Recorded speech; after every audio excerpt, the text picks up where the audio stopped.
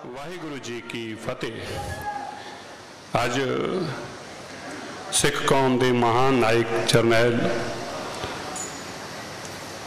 महाराजा रणजीत सिंह जी की बरसी आ। एक ऐसा महाराजा, एक ऐसा नायक, एक ऐसा शासक जिसने इस देश नूं सैकुलरिज्म का सही पाठ पढ़ाया। जेकर महाराजा रणजीत सिंह ने अपने धर्म जो कि गुरु ग्रंथ साहिब महाराज जी के चरणों च आके कोई वस्तु अर्पित की तो महाराजा रणजीत सिंह जी ने उतना ही बाकी धर्मां वास्ते, चाहे वो इस्लाम होवे चाहे वो हिंदू धर्म होवे, उन्हां दे मस्जिद अंदर मंदिर अंदर उन्नी ही भावना उत्थे भी रखी। बहुत सारी दुनिया के लोग ये नहीं जानते, बहुत सारे कि असी आप ही शायद ये गल नहीं जानते कि महाराजा रणजीत सिंह जी के शासन के दौरान दुनिया के अंदर जो हुण तक आप देख रहे हैं, उन्होंने शासन तो बाद हुण तक इस मुल्क की सब तो ज़्यादा जी लिटरेसी सी, पढ़े लिखे लोग सीगे, वो महाराजा रणजीत सिंह जी के वेले उन्होंने समय ते सीगे। बहुत लोग सुन के चकित होणगे, हैरान होणगे कि महाराजा रणजीत सिंह के वेले सब तो ज़्यादा दुनिया च लोग पढ़े, देश च लोग पढ़े लिखे सी। बिल्कुल महाराजा रणजीत सिंह जी ने यह तय किया सी कि पिंड का जिहड़ा पटवारी लगू वो एक कायदा बनाऊगा जिहदे च लोगों नूं बेसिक पढ़ाई, चाहे उड़ैड़ के रूप च होवे, चाहे किसी जिहड़ी उहदी होर भाषा उहदे रूप च होवे, और नाल गिनती उसनों 10 कायदियां की कापी करके दऊगा और वो अगे पढ़ के 10 कापी उहदी बना के ते बाकी पिंड च दऊगा। उन्होंने यकीनी बनाया सी कोई आदमी घट पढ़े होण, ना पढ़े होण करके, अनपढ़ता के कारण उहदे नाल जाति लैण देण च ना होवे। ऐसा महाराजा रणजीत सिंह जी का राज सी। शायद पहला और आखिरी राज सी, पहला तो आखिरी राज जिस दे अंदर फ्रांस तो लैके उन्होंने महान जरनैल सी। और यहो जे जरनैल सी जो उन्होंने उन्होंने भावना गुरु ग्रंथ साहिब महाराज के चरणों के प्रति देखी तो उन्होंने महान जरनैलों ने भी सिक्खी को अडॉप्ट किया।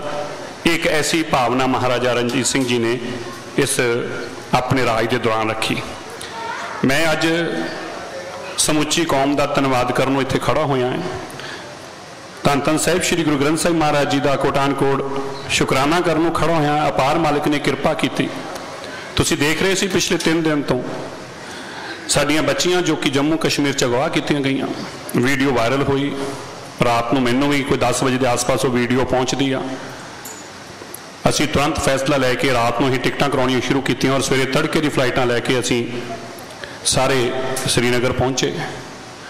उत्थे जाके उत्थों दे सिखां के जज्बे नूं मैं सलाम करदा है, सीस नवाउण दे अगे मैं हैरान सी जदों गुरुद्वारा साहब पहुँचे। शहीद बुंगा कितना कम्युनिटी ने एकजुटता दिखाई। श्रीनगर वर्गी जगह जिथे पता नहीं कदों गोली और गोला चल जाता है, पता ही नहीं लगता, उत्थे जाके भी श्रीनगर शहर में बंद करता, रोक दिता मुजाहरा करते हुए। प्रशासन घुटनियां ते आ गया। SSP IG मौके पर पहुँच गए।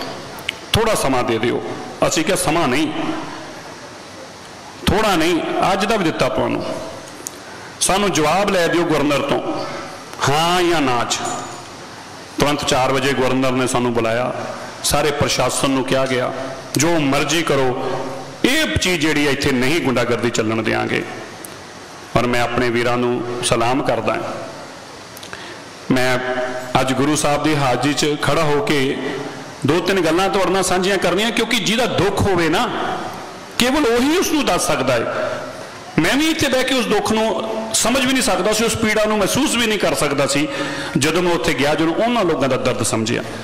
इत्थों तक कहण नूं मजबूर सी जां ते बेटियां वापस कराओ, नहीं तो श्रीनगर छड्ड के जावांगे, ये काम नहीं बर्दाश्त करांगे, तियां पिंड दी इज्जत नूं नहीं रोलन देंगे। खालसा जी उन्हां दा जदों दर्द समझिया। बेटी मनमीत कौर अज वापस आई। कल सवेरे असी गुरुद्वारा साहब टाइम रखिया सी परसों, क्योंकि सारा मुजाहरा करन तो बाद ये तय किया कि कल गुरु घर च बैठ के दोबारा अगली रणनीति तय करेंगे। उस वेले तक गवर्नर और सब नाल गलबात हो गई सी। जो कल मैं उत्थे सवेरे गुरुद्वारा साहब बैठे तो उत्थे ये फैसला किया गया कि मनमीत कौर का विआह उहदे आनंद कारज रचाए जाण, तुसीं हैरान हो गए अकाल पुरख की कितनी कृपा हो सकती है। उत्थे बैठे ही किन्ने लोग बैठे हैं, 10 लोग 11 लोग उत्ते कमरे च वक्री मीटिंग करते पे हैं।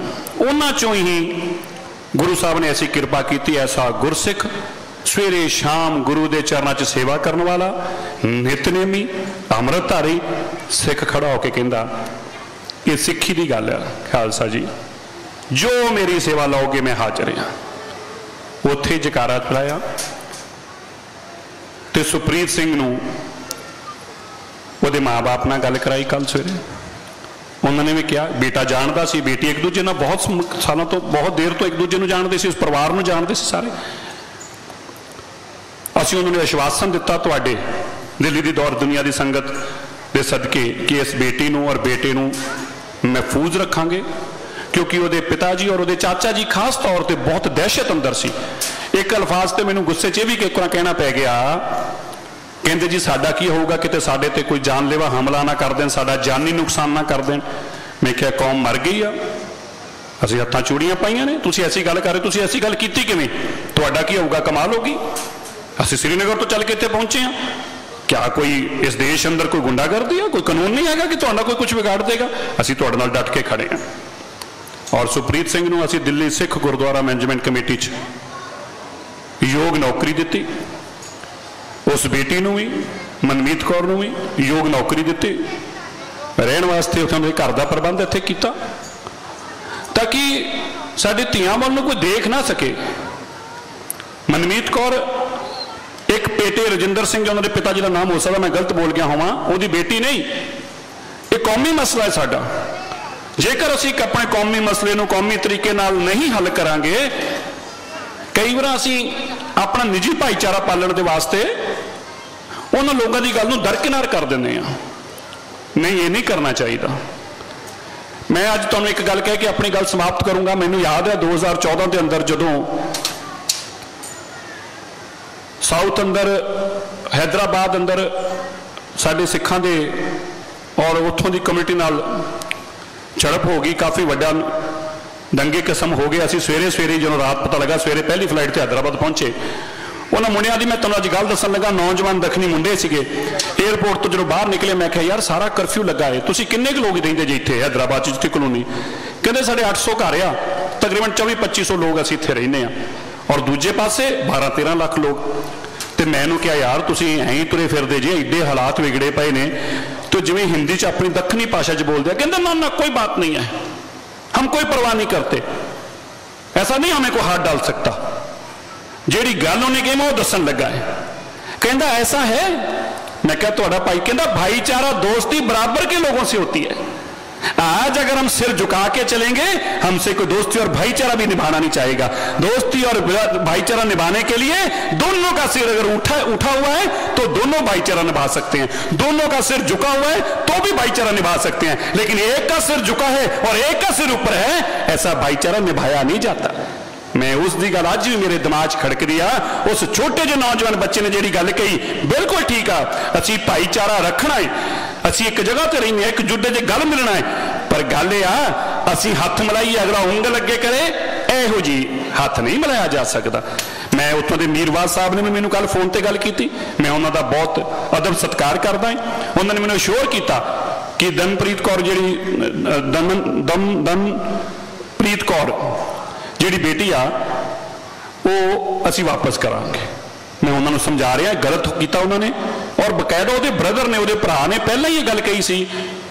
और मैं लंबी गुरु साहब की हाल चीज लंबी गल नहीं करनी, पर मैं ये कहना कि वो भरा दी कृष्ण सिंह की सारी वीडियो मैं अपने फेसबुक पर इंटरव्यू करके पाई भी कितना कितना बेटी ने सब कुछ होया। मनमीत कौर वापस आई आ, और मैं अपनी सारी कम्यूनिटी नूं, अपनी सारी कौम नूं ये विश्वास दिवाना है इस लड़ाई नूं लड़ांगे।